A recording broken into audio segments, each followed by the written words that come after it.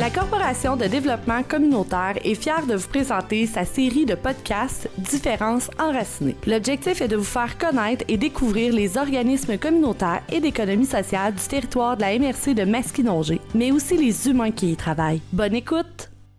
Alors, on reçoit en studio pour le premier podcast Différences enracinées Myrnie Roy, directrice de la Corporation de développement communautaire de la MRC de Masquinongé, Marie-Ève Séguin, Samuel Chartier-Trudel également, tous deux agents de développement. Et on a aussi Julie Cartier, adjointe administrative. Allô, la gang! Salut! Allô! Hey, c'est tellement un beau projet, ça, Différences enracinées. Merci tellement de m'avoir permis de participer à ce projet-là. Je suis vraiment contente. Puis, plongeons dans le vif du sujet, la gang. Bien, je vais m'adresser à toi, Méranie, vu que c'est pas mal avec toi qu'on a jasé avant de préparer pour la préparation du podcast. Différences enracinées, c'est quoi? C'est quoi ce projet-là, cette bébite-là qu'on va explorer ensemble? Bien, en fait, la différence enracinée, l'objectif, c'est vraiment de mettre en valeur nos organisations du territoire, que ce soit communautaire ou en économie sociale.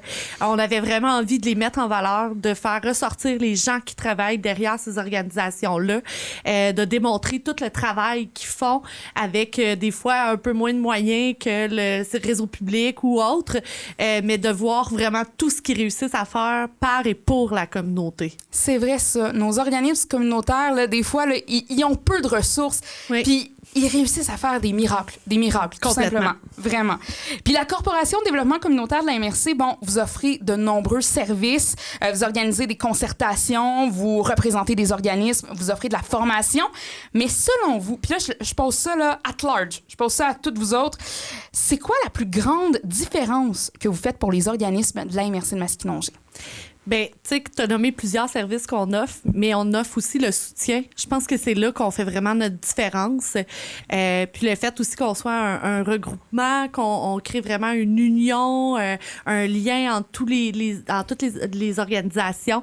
Puis, tu sais, c'est ça, tout le soutien qu'on fait, c'est tellement large. On peut aller d'un soutien en santé mentale. Marie-Ève est allée dans une distribution alimentaire. Parlons-en justement, oui. Marie-Ève, distribution alimentaire, qu'est-ce que tu as fait là-bas?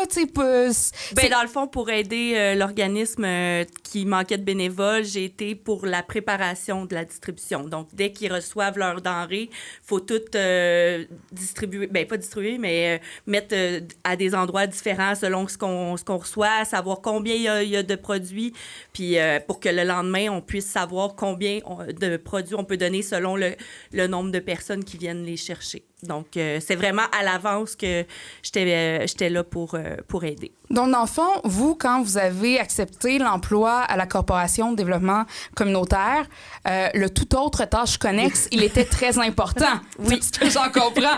Oh, je sens que tu as quelque chose à dire, Samuel? Oui, on commence par quoi, là, du côté de toute autre tâche connexe? Comme on le disait tantôt, notre mandat il est tellement large puis il change à tous les jours.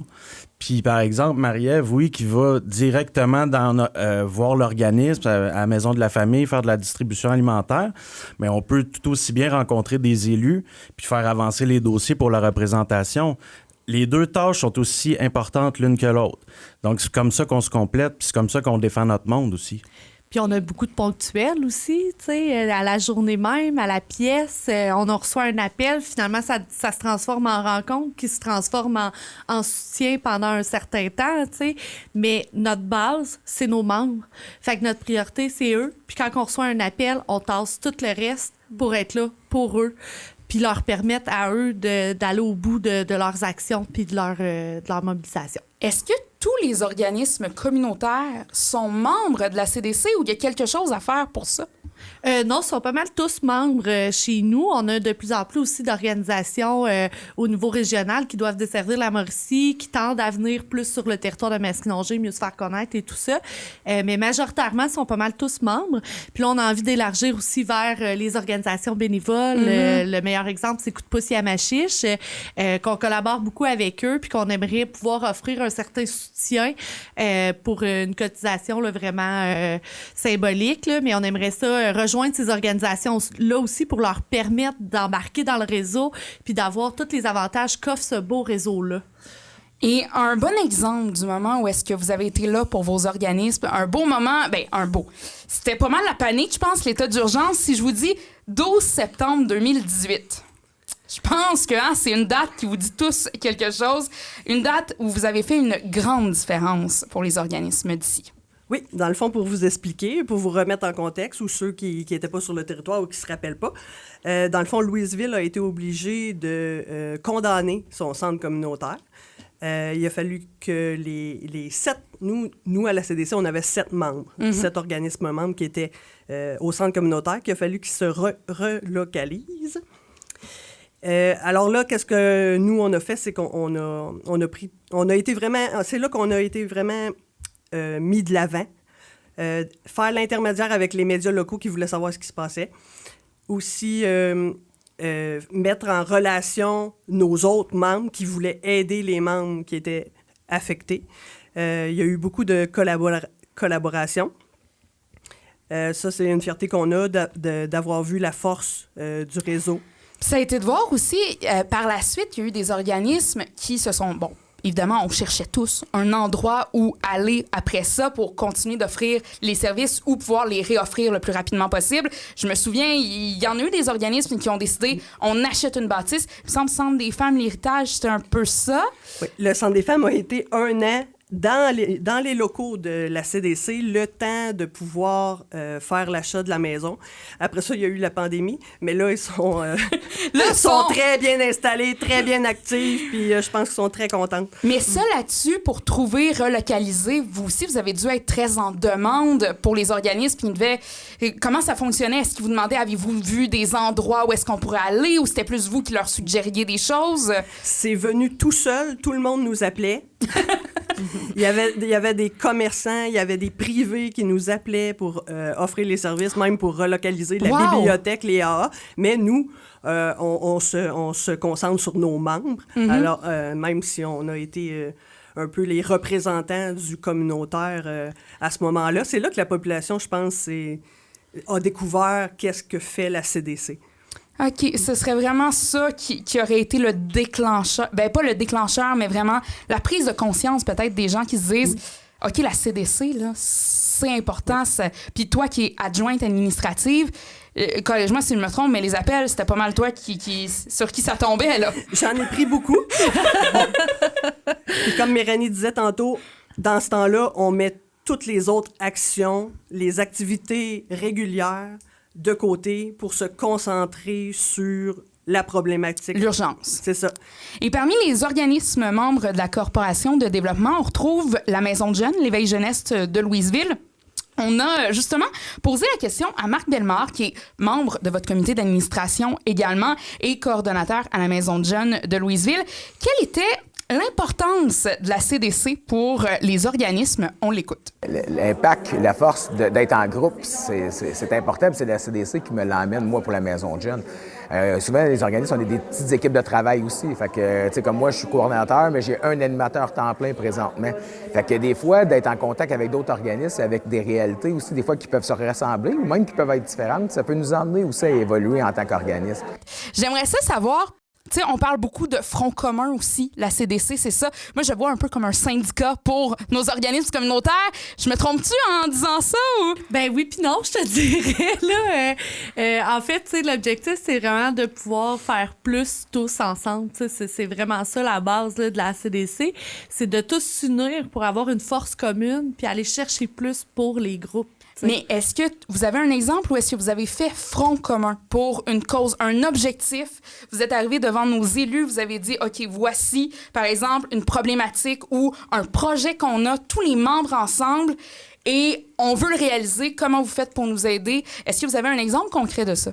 Bien, on peut avoir l'exemple de la marche en octobre passé, là, qui était pour la campagne Engagez-vous, pour lesquels tous les groupes communautaires là, se sont rassemblés à Trois-Rivières pour marcher, là, pour dire là, c'est assez, on a besoin de plus de financement.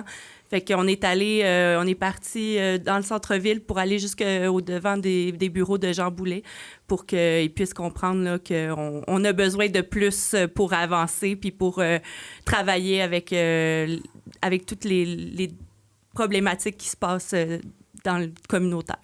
Et j'aimerais qu'on écoute un autre extrait avec Marc Bellemare. Ça permet aussi d'avoir un soutien, un peu comme un filet social, au niveau de plusieurs différences au niveau des problématiques. Exemple, je peux être en lien avec quelqu'un qui a un problème, qui veut briser l'isolement, mais qui reste sur un territoire assez loin. Bien, je pourrais parler avec le transport collectif, essayer d'organiser à ce que cette personne-là utilise le transport collectif, qui pourrait aller bénéficier des organismes aussi à Louisville, même s'il est ailleurs sur le territoire. Fait que ça nous donne un impact, une force là, incroyable, la CDC, de mobiliser tous ces membres-là là, par l'entremise de rencontres là, avec les membres. Là.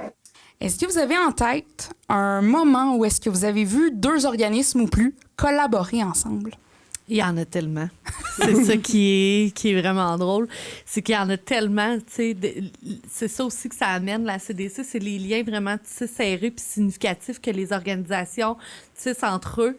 Puis, tu sais, soit qu'ils se réfèrent à nous pour leur rappel, ah, ben, tu sais, on a telle organisation qui fait ça, qui pourrait venir compléter ton projet ou ton idée ou ton besoin, tu sais. Ah oui, c'est vrai, OK, parfait, je vais les contacter, tout ça, tu sais. Fait que j'en ai pas un précis qui me vient parce que, comme je t'ai dit, je trouve que dans Masquinongé, on a cette belle force-là de vraiment tous travailler ensemble puis de penser aux autres puis de vouloir faire plus ensemble. Puis je pense que ça va être de quoi qu'on va découvrir dans le podcast, justement, puisqu'on va y aller un peu par thématique. Tu sais, on a beaucoup d'organismes, par exemple, pour la santé mentale, des organismes pour nos jeunes. Qu'est-ce qui les rassemble, mais qu'est-ce qui les différencie aussi? Pourquoi on en a autant? Parce qu'il y a plein de petites variantes des fois. Une personne, des fois, bon, je pense, on a des organismes, ça va être pour la personne elle-même, d'autres, ça va être pour leurs proches. Donc, on va un peu différencier tout ça dans le podcast Différences enracinées. Oui, exactement. Puis de montrer, tu sais, oui, chacun, c'est quoi leur spécificité, mais aussi, ensemble, qu'est-ce qui fait qu'ils se complètent puis qui ont des liens, puis tout ça. Tu sais, des fois, on a l'impression qu'une organisation peut travailler seulement, exemple, pour les personnes âgées, mais finalement, ils couvrent toutes les tranches d'âge, tu sais, puis on le savait même pas. Fait que c'est ça que je pense qu'il va être vraiment le fun à démontrer là, au travers de tous ces podcasts-là. Et on pourra l'entendre dans cette série de podcasts Différences enracinées.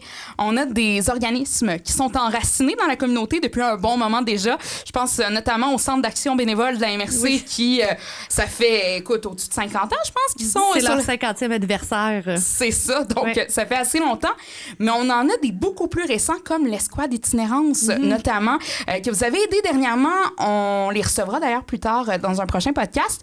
Mais on ressent quoi d'aider des organismes à se mettre sur pied, de, premièrement, réaliser qu'il y a des besoins qui ne sont peut-être pas comblés, mais aussi de se dire, hey, on fait vraiment la différence en aidant un organisme?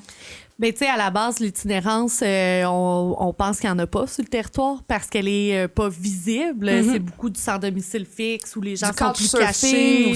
Oui, exactement. Fait que, tu sais, on pense que ça n'existe pas dans notre grand territoire qui regroupe quand même 17 municipalités. Mais au contraire, c'est là, c'est ça. Fait que c'est là que c'est devenu intéressant de travailler en collaboration avec l'Escouade d'itinérance, tu sais, qui était complètement bénévole au départ.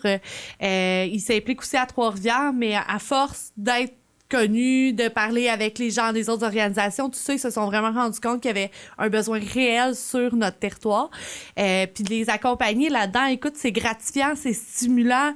Puis, tu sais, oui, il y a peut-être un besoin qui n'était pas répondu depuis un bon moment, mais là, au moins, on y répond. Tu sais, on est arrivé à quelque chose pour être capable d'y répondre, puis démontrer comment on fait vraiment une différence dans la communauté.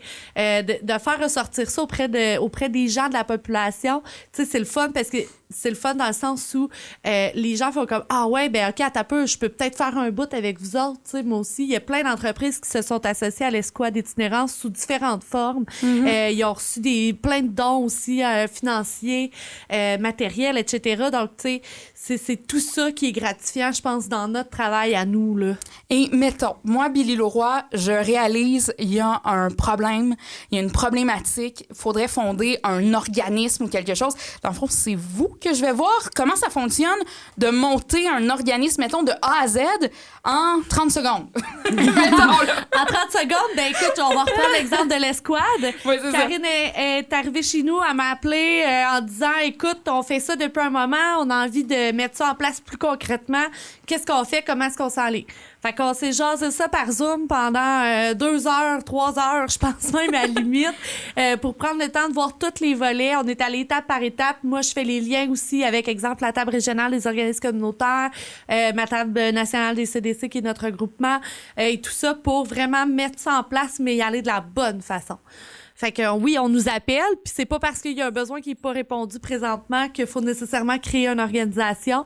Des fois, justement, il peut être déjà répondu à certains niveaux par une organisation qui est déjà en place, ou les organisations en place peuvent mettre une action de plus pour répondre. Oui, exactement. Ben, merci tellement, la gang, d'être venue en studio briser la glace pour le podcast Différences enracinées. Je sens que ça va être une très belle collaboration entre Country Pop 103.1 et la CDC. Donc, un gros merci, Méranie Roy, directrice de la CDC, Marie-Ève Séguin, Samuel Chartier-Trudel, agent de développement, et Julie Cartier, adjointe administrative. Merci beaucoup. Merci.